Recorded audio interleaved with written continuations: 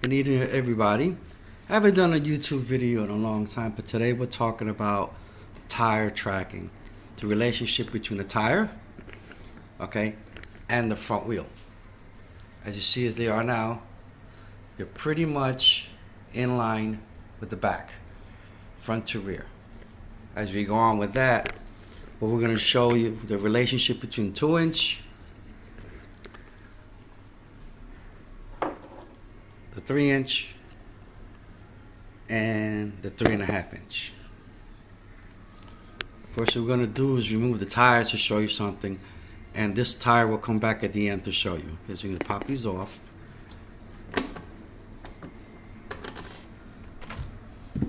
Pop off the other one.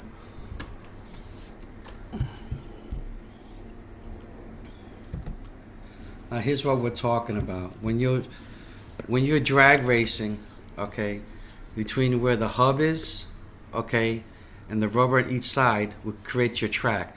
The only two track on a car with the hub is where this is. So you have to try to distribute that tracking between that one hub.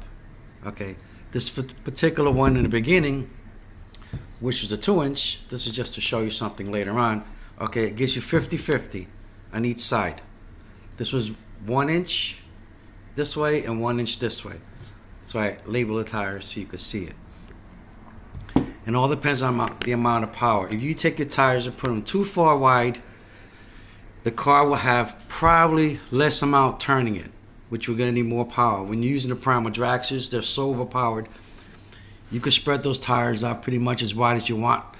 It's going to overcome the power for what the tire needs. So you have a lot of power, you're going to turn around, it's going to turn the tire with no problem. And this one, we're just talking about a little old piston port, 34cc bar alone.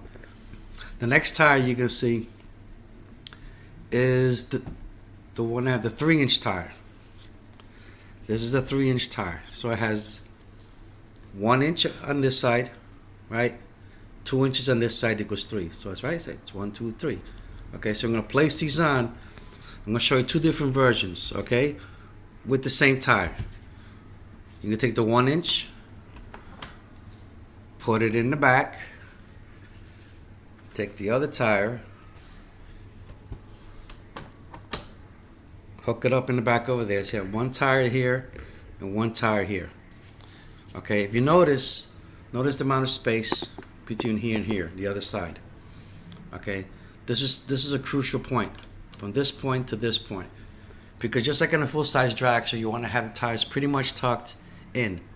In this relationship, this is pretty much okay somewhat if you just want to go from tuck in to out.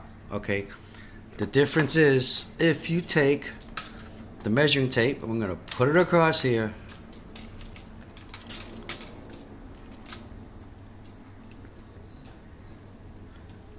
And you get 21.5 inches just by using that tire.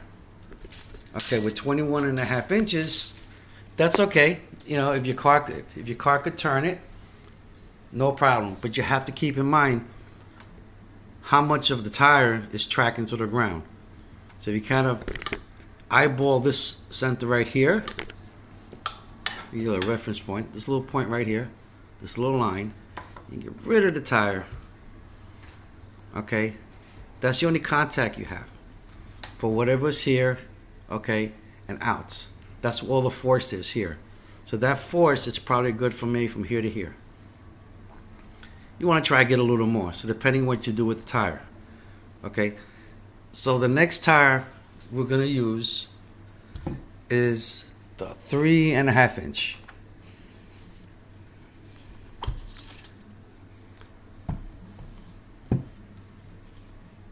We're going to set the 3.5 inch tire, set it to the back, and this is talking about the widest points.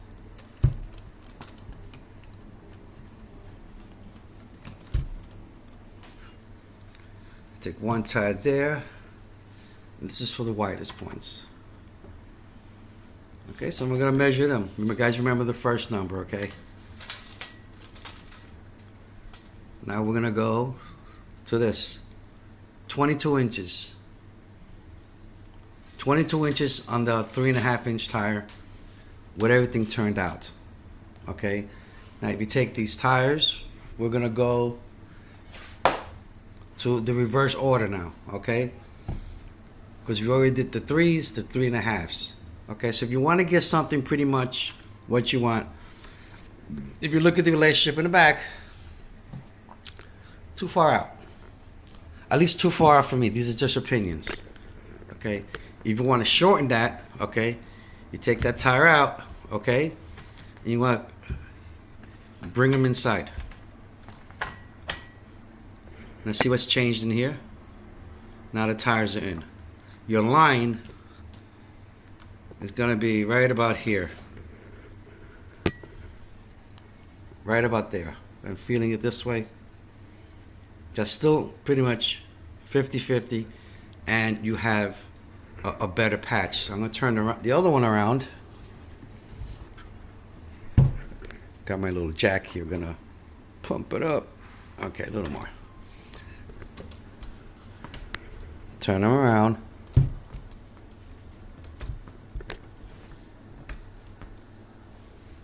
A little higher, I guess. Okay, that's on there. Now we have them both reversed. The point of this whole conversation, you could change widths of the back of the car. So now you're here, you're at 20. Okay, so at 20, that's okay. When I was running the 3-inch tire, which is this one over here,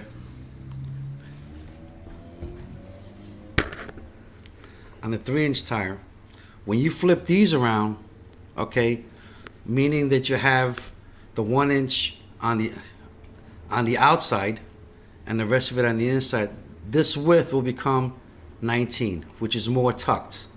Okay, so let me show you something between the 3 and the 3.5. On the 3.5-inch tire, I want to have the same type of tuck, but I want a little more meat on it. Hopefully the car will be able to spin it with no problem.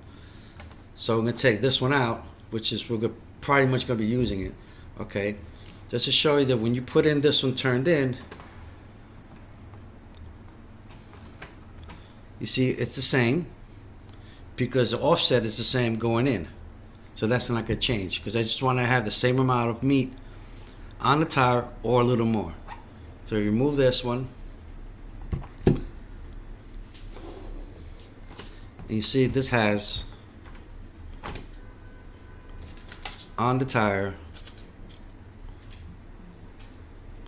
20. Okay, 20 is still good. I'm going to show you a little amazing trick at the end of this video.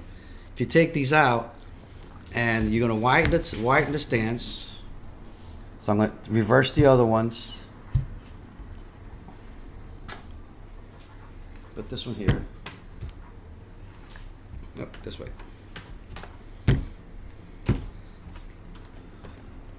This is the 3.5-inch tire. Put that one on the other side.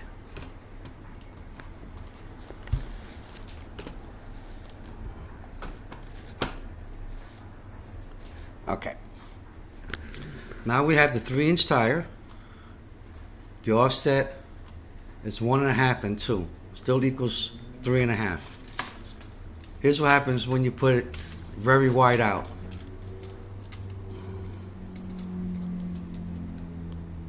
$21. We're actually 21.5. It's probably just like 21. The point of the conversation is you want to be able to get a set of tires that you can run 2 sets of formats. Okay, so that's with the 3.5. Okay, now what I'm getting back to is the other tire. Let me put this one off. Take this one off here. Take the other one off here. Why am I axing these tires? Okay, if you remember, we started off with the 2-inch tire, which is not really that good for this. It's just showing width. Okay, so if we take the 2-inch, put it on one side, take the other 2-inch, put it on the other side. The track with the first tire had a lot of space, correct? The track with the second tire, this was covered. Okay, even though these are thinner, but the biggest spread was 20 inches with big wide tires. Okay, so even with a 2-inch tire, okay, you can still have 20 inch of ground. Okay, so the point in this conversation about the tires, you need to pick your tires where you want to set them. I'm not a fan of taking the tires and spreading them far out. I think 20 inches, might be okay, but I'd rather have that type of meat set up on the inside. So hopefully, if everything goes well on the race that I'm going to go to, we're going to be using probably the 3.5s. Okay, the 3.5s, right? We'll set this way, 3.5 inch wide. Gotta turn them around. 3.5 inch. We'll set in like this. Okay, and I think that's gonna work fine. If I want to run the 3-inch tire, which is the tire that I ran in Brentwood, New York, okay, I could have ran it at a wide or short. Okay, when I ran the car that day, all I used was a 3-inch tire. Okay, and the car ran 420. Okay, that's during a test pass. That pass was done in competition, but 420 is a 420. I think that's fine because I'm pretty good at the light, and hopefully everything works out well. Whenever I do race this car. So you remember, all you got to do is be little leery and what you do with the tires. So I will probably bring the 3s and the 3.5s, but at least the good thing about the 3.5, I'm keeping my 20, but I'm not keeping it very far out. So these tires are probably going to be set. Also, when these tires were bought by BRP, they have a coating on one side. Okay, and the new version doesn't have it on the other side. The old version has it on both sides. This side and this side. It comes in 2 different ways. Okay, so if I run it where you see a pretty part here on the outside, we're going to be at 20 something inches, 20, 21 I think it was. So I'm going to put them back on with the way they were intended to go, with the pretty stuff on the outside. I'm going to pop this other one out, put this other one back on with the pretty side, go back to measure it again, because you want something that's comfortable.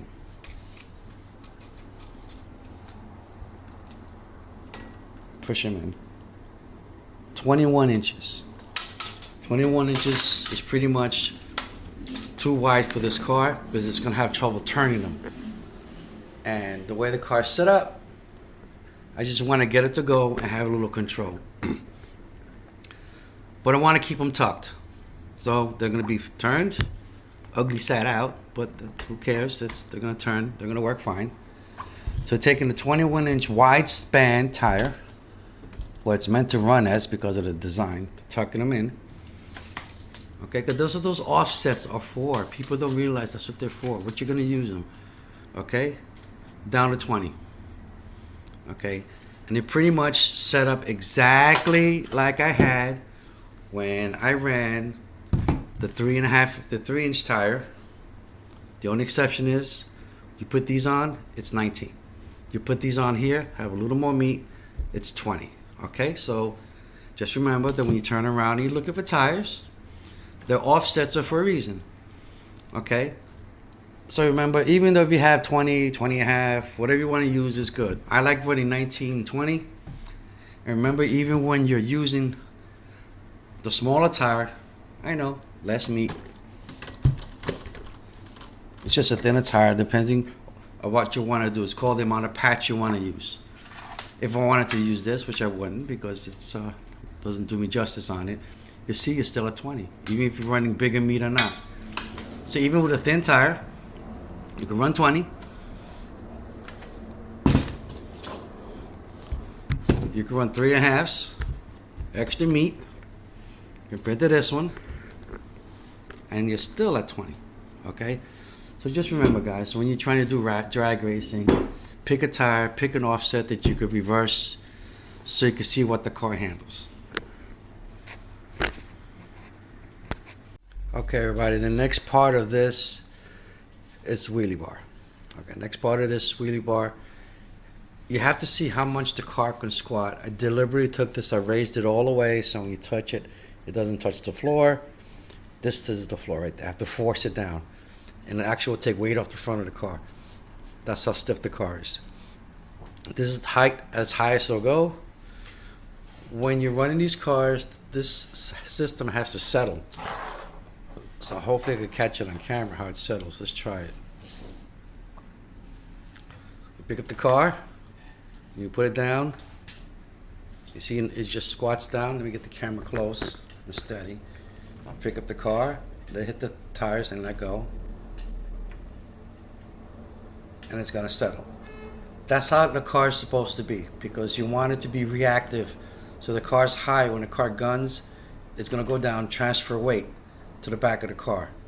Okay, now right now the wheelie bar is set up really too high. Okay, so what you wanna do is you wanna pull it from its top, let the car settle. Okay, you just wanna push it down a little bit and see how it rises. That means everything's working fine.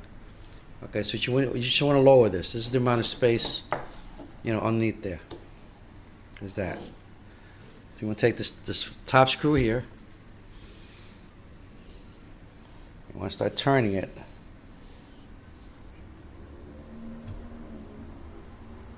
To bring it down. And I brought it down all the way to the bottom. Now the sink rate, nothing. You want to have the car to move a little bit. So I'm going to raise it up.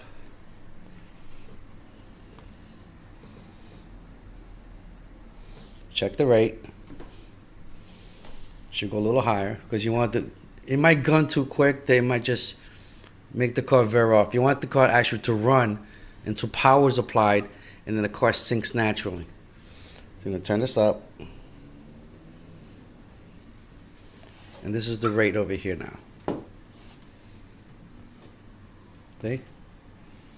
So when the car guns, it's going to sink down like this. If it hits it too hard, you just got to keep raising it up a little bit until when the car takes off and this hits it because of the power transfer, it should be enough to knock the wheelie down. There are also weights in front of the car to help that too besides that. So that should help it pretty much. Another thing is people ask, well, the car's turning left, the car's turning right. Well, the car veers to the left.